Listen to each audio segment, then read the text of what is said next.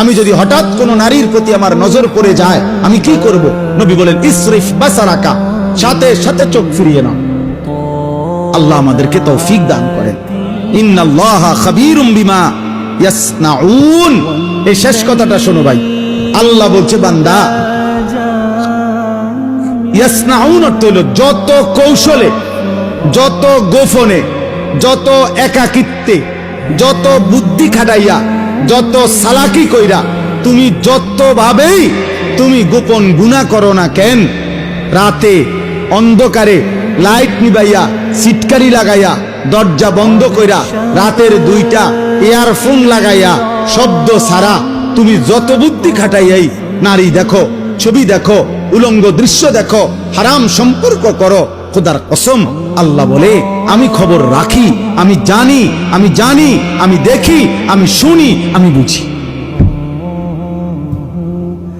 ইন্নাল্লাহা খাবীরুম বিমা ইয়াসনাউন।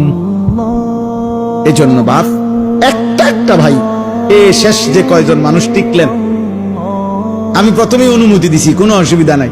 যে কয়জন আস্তে আস্তে ওরা বুঝছে যে হ্যাঁ এনে কিচ্ছা হইতো না, কোনো সমস্যা নাই, এই তো ভোট না, আমি যে ভোট চাইতে আইছি যে সবার ভোট দরকার না, ভোট দরকার নাই, আমার কোনো মার্কা নাই, আখিরাতের আশায় আসছি, আখিরাতের আশা।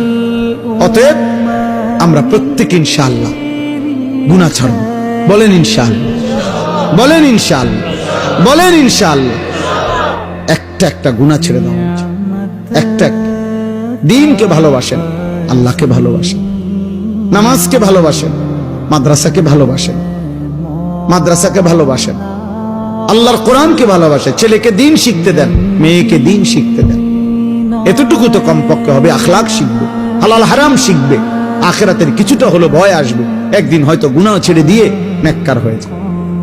এলেম কখনো ঠকায় না, কোরআন সুন্নাহর এলেম মানুষকে কখনোই ঠকায় না।